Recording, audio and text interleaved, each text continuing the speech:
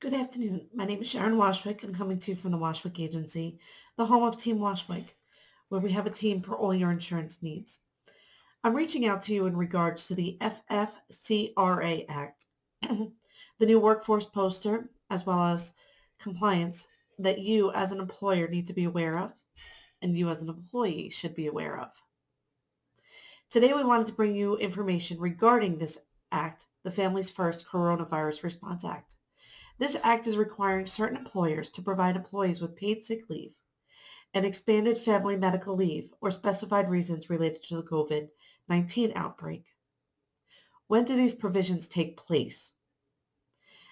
This begins to become available to certain employees who have qualifying reasons from April 1st to December 31st, 2020. Next question we're having is, who is eligible? At this time, private sector employers with fewer than 500 employees and certain public sector employers must comply. There is talk of exemption for employers with fewer than 50 employees. We will address this a little bit further in our Q&A.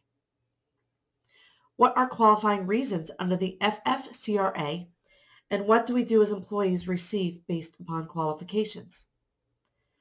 All right, we're going to address this right here. The qualifications and what your employees can get in regards to this act. Number one qualification. If an employee has been subjected to federal or state local quarantine or isolation orders related to COVID-19, they will be entitled to 2 weeks sick pay at 100% rate of pay.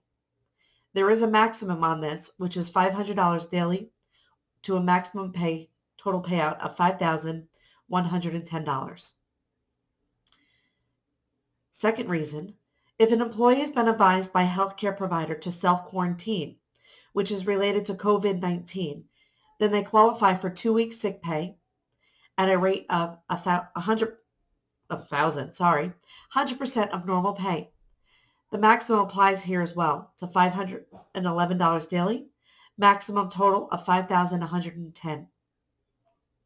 The third reason, if an employee has been experiencing COVID symptoms and is awaiting the medical diagnosis and therefore has self-quarantined, they are eligible for 100% rate of pay and subject to maximums.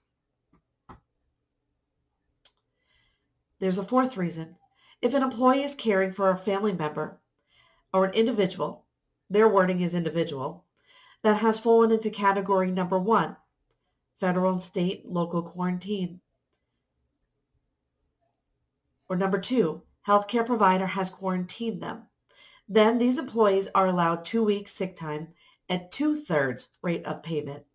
The maximums are lower for this classification, $200 daily to a maximum of $2,000 total. Number 5, if they are caring for their own child whose school or place of child care has been closed and the child care is unavailable due to the COVID-19 reasons, these employees are allowed to 2 weeks sick time at 2/3 rate of pay, maximum of $200 and a total maximum of $2,000. Then, if an employee is experiencing any substantially similar condition, this is number 6, specified by the U.S. Department of Health and Human Services, they are also eligible for 2 weeks sick time at 2/3 to a maximum of $200 daily, total maximum of $2,000. Another provision added if they qualify in sections number 4, 5, and 6 is this.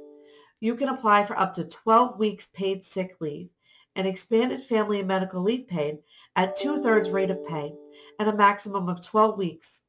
Increase total pay to $12,000. The daily remains the same at a maximum pay of $200 a day.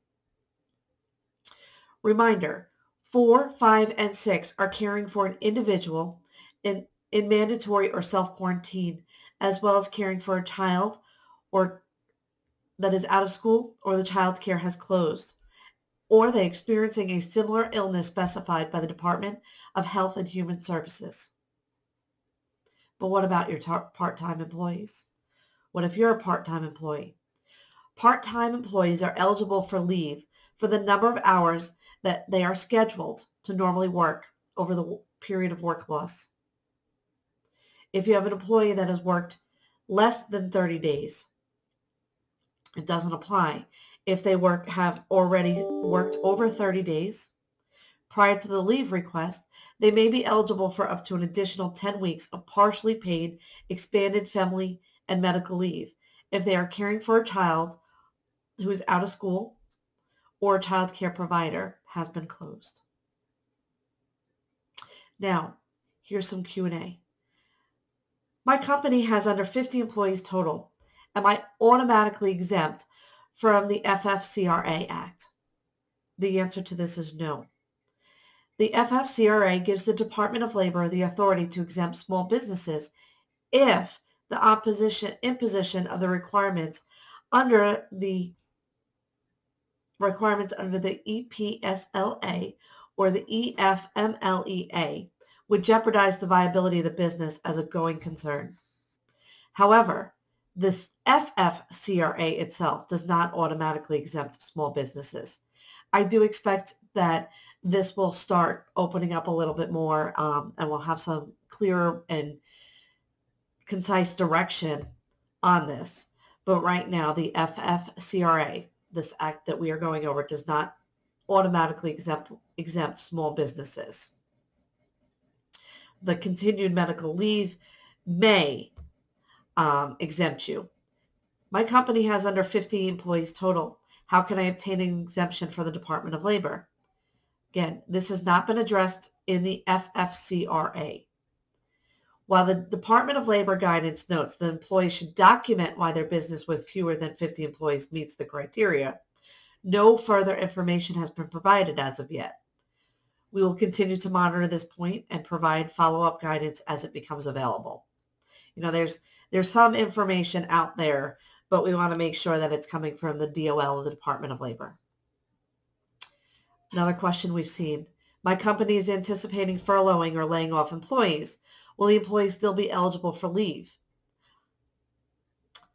Although the FFCRA does not speak to this scenario, it is presumed that if an employee is on leave without pay and thus not working, he or she will not be entitled to paid leave under the FFCRA. So again, another area where guidance is needed from the Department of Labor, and once that does come out, we will be addressing that.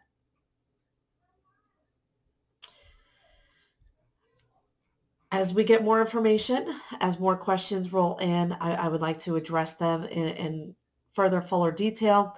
Be sure to check out our website and our blog. We'll be putting information up there first.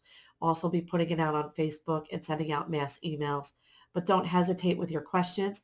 We are here to assist you. And again, we're here for your insurance needs. Thank you.